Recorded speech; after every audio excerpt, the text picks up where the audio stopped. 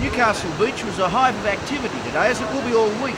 But today it was centred on the shore side of things, as the TV equipment and tents and scaffolding and the like went into place. More meetings were held with camera crews, production staff and management to ensure no stone has been left unturned. You know, it's a gigantic task to run such a contest and to cover it for the masses that will show interest in it. The beach, perhaps Newcastle's finest surfing venue on its best behaviour, and I guess that'll be argued, has been graced by champions over many, many years, but it will not have seen the like of what's about to happen. A dream come true for some. As you can see, some brave souls felt the need to check it all out, even in the big blow.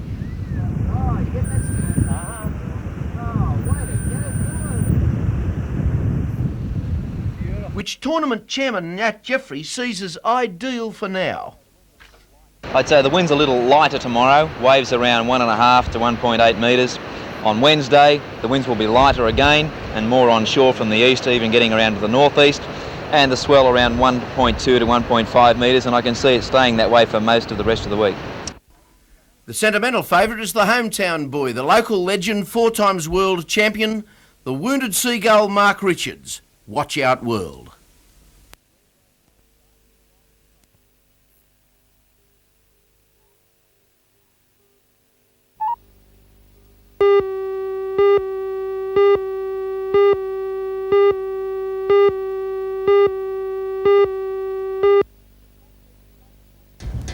The proposed legislation will see the introduction of a statewide licensing system for caravan parks early next year. It will be administered by municipal and shire councils. In announcing the new initiative, the Minister for Local Government, Kevin Stewart, said it was an attempt to control the various forms of accommodation permitted in parks and camping grounds. Permanent dwellings have for many years been a commonplace in many caravan parks. The proposed legislation, however, will legalise this and standardise the system from park to park. The state government hopes it will also remove some of the stigma attached to caravan dwelling. Morris Jones has lived in the Redhead Caravan Park for the past 8 years, its longest residency. He says the community is prejudiced against caravan park dwellers. Difficulties of being classed as a resident or getting loans, bank cards. My son's out of work. If he puts down Redhead Caravan Park, I just don't want to know because they think he's a freeloader sort of thing. So you have to cut corners. You don't put Redhead Caravan Park, you put the name of the street and your number because the post office know where it is. That's why you get round it. In a caravan park like Redhead, the legislation won't have that much effect. You don't get more permanent than this. However, in other parks it will mean a compulsory upgrading of facilities and amenities to conform to a code of standards. Just what the Code of Standards involves has not yet been canvassed. However, it's clear that in giving caravan parks the go-ahead to allow long-term residents, in return, the government wants many caravan parks to upgrade their services.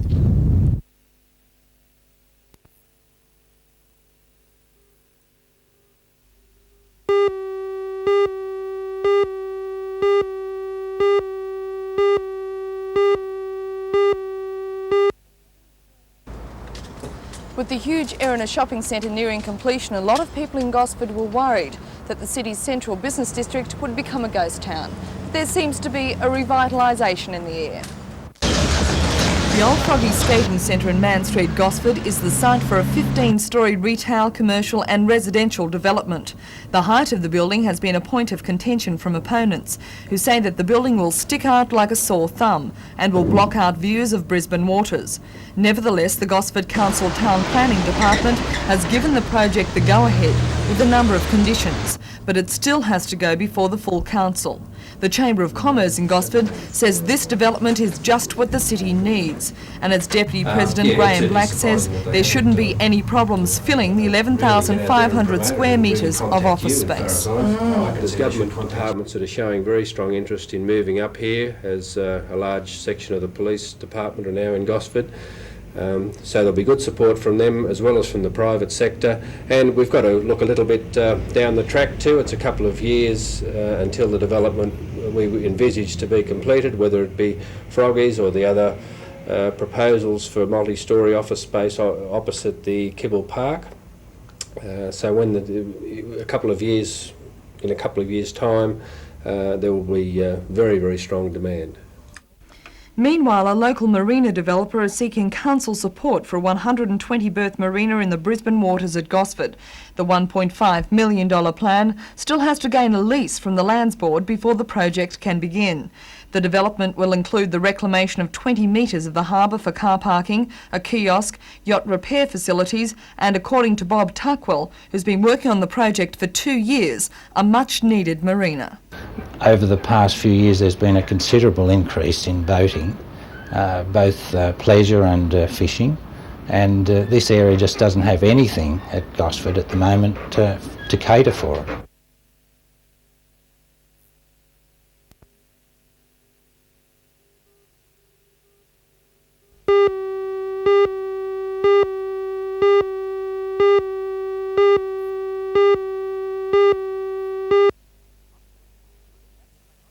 Hunter Region in the Blue Caps came up against last year's finalists Liverpool in the first match.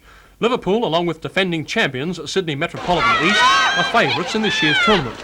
Each match has 5-minute quarters. In this encounter, at the end of the first quarter, Liverpool led 2-0, then 4-0 at half-time, and went on to take out the match 8-1. In the day's second match, however, Hunter came up with a win, defeating the newest region for the carnival, North Coast, 4-2. 7 regions from throughout the state are competing at the Lambton Pool over the next 3 days. All girls are in Year 11. After the final on Thursday, a state train-on squad will be selected. The incentive is certainly there. There's a world tour in the wind for the CHS girls at the end of next year, and that's worth aiming for.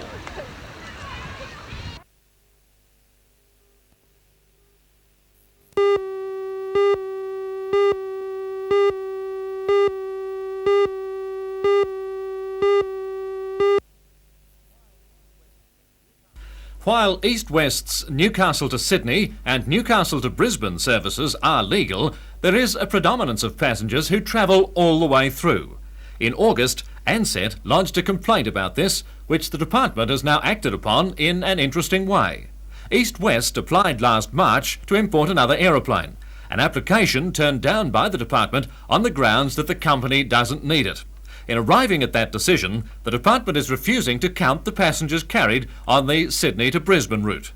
And the other big money spinner for East West, Sydney to Perth via Ayers Rock. The company will lodge an appeal with the Federal Transport Minister over the matter, and if this fails, will challenge the department's ruling in the High Court. East West already has the backing of Western Australian Premier Brian Burke, and Managing Director Dennis Howe says he's confident of more help in his battle against the controversial two-airline policy.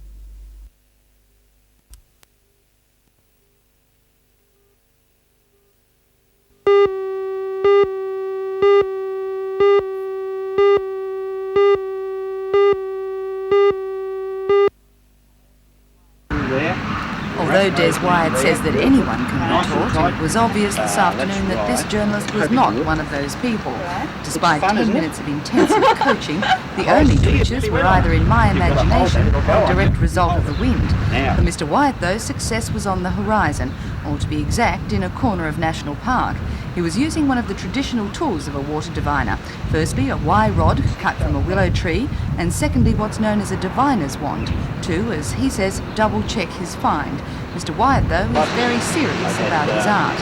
Surgeon, I accept that they are a bit concerned about the validity of dowsing, but I throw it right back to them and I say, well, I can show you proof over the centuries that dowsing has worked. I can show you illustrative proof that dowsing has worked over the centuries, and I can prove it to you in this day and age as well. But in the meantime, if National Park needs water at any time, and if the council and the water board are very nice to me, I might just tell them where to find some. And you'll be able to...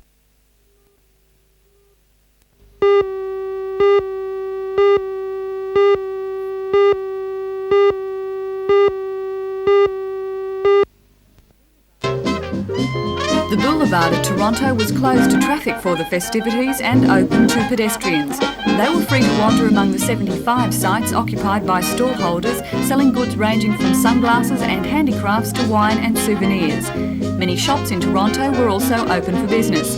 The Christmas caper was organised by the Toronto Chamber of Commerce and Industry to give local charities the chance to make some money for their forthcoming Christmas activities. The move proved a success, for although business was brisk for regular traders, many of whom offered specials for the bargain conscious, the majority of stall holders were community groups. To help draw the crowds, entertainment in the form of a jazz band and the Ship of Fools theatre group offered relief from shopping. And their audience wasn't restricted to people. A visitor from Blackbutt Reserve scrambled for the best possible vantage point to view the proceedings. Another was content to let the day just roll on by. Amusements extended to water sports, providing the more energetic with the means to cool off at the end of the day. Sun goes down, tigers out.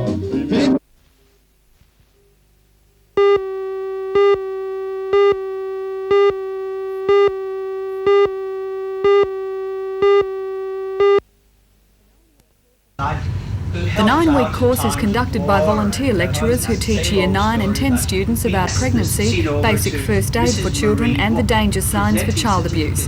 30 students from Broadmeadow High School today received their certificates for undertaking the course. The assessment includes preparing lecture material, an assignment and making a child's toy. Both male and female students did so with great gusto.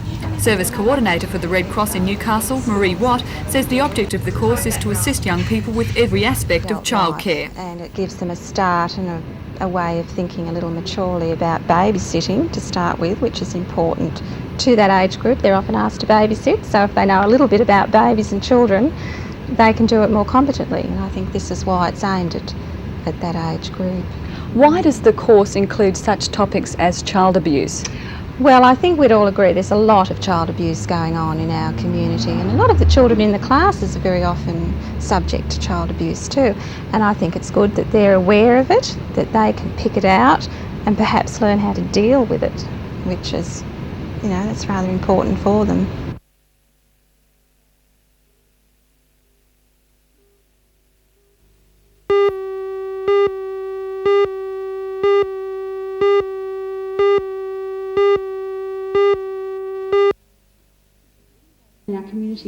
Convened by the Newcastle Home and Community Care Forum, the seminar was attended by nearly 80 representatives of hospitals, social workers, Meals on Wheels, pensioner groups, government departments and the Salvation Army, among others. Among the topics discussed was the new home and community care legislation that will see the federal government, through a cost-sharing arrangement with the states, allocate money over the next 3 years to a more comprehensive range of integrated home and community care services. But according to seminar convener Lorraine McIndoe, there are many problems still facing existing food services. Lots of services are existing on 3 days a week, whereas in lots of cases the people who are receiving those meals need more than 3 days. The fact that food services are heavily dependent on volunteers, which means that some services feel that they can't provide any more than 3 days a week due to lack of volunteers.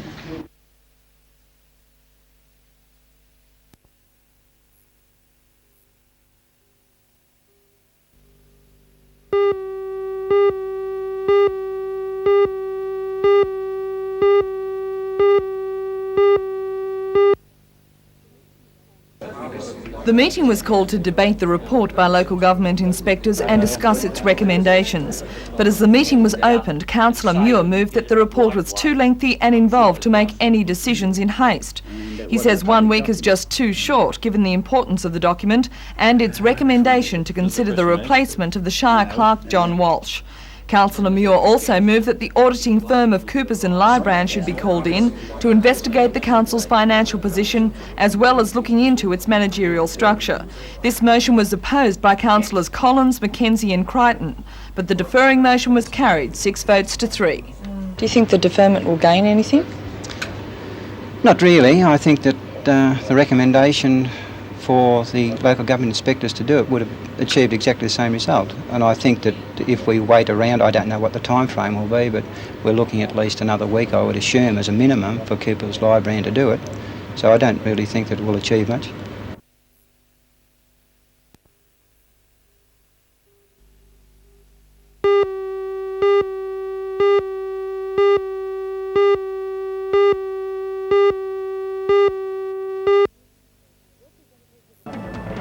representatives of the Nurses Association have spent over 3.5 hours locked in a meeting with Health Minister Ron Mulock today in an effort to resolve the dispute at the Royal Newcastle Hospital. The full story on NBN News tonight at 6.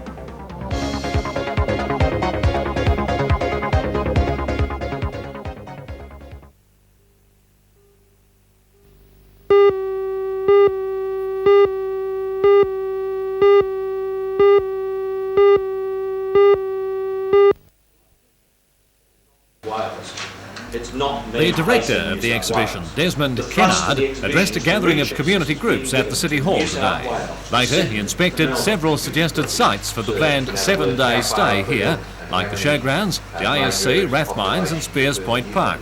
However, no decision is expected to be made for some time, as is the actual itinerary. Mr Kennard said up to 60 vehicles and 80 staff will travel with the exhibition. Using specially fitted out Pan-Technicons, they'll be tracing our history and examining our relationship with the environment in a hands-on type display.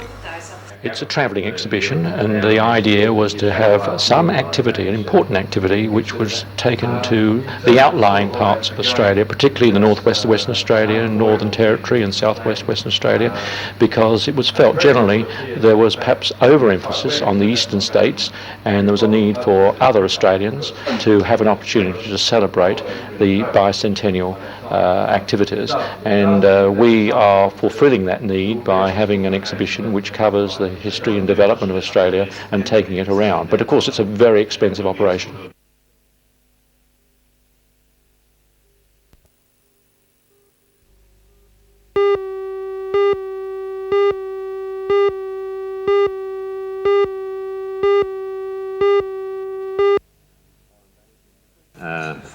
Mr Fletcher told the Newcastle Businessmen's Club luncheon through the week that the Commonwealth Development Bank was established in 1960, primarily to help Australia's primary industry and small business sectors. In its first 25 years, it has loaned more than $3 billion to around 290,000 applicants.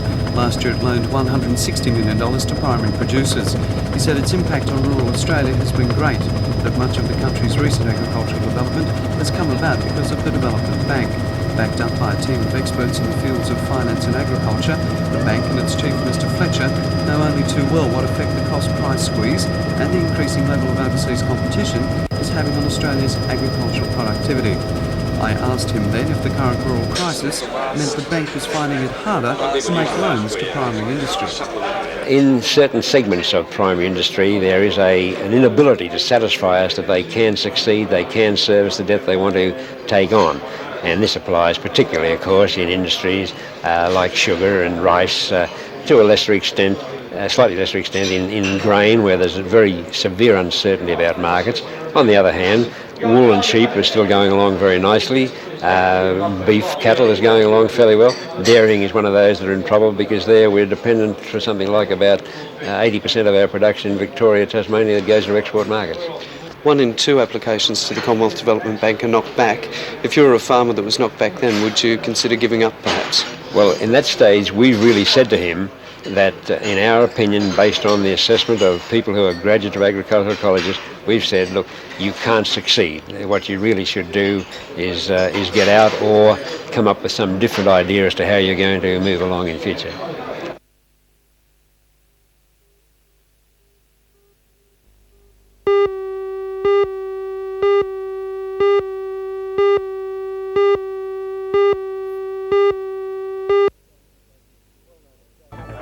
Well-known Australian show business personality and self-confessed legend Noel Ferrier was in Newcastle today to launch his new book, There Goes What's His Name. For a look at the book and the man, have a look at NBN's Hour of News tonight at 6.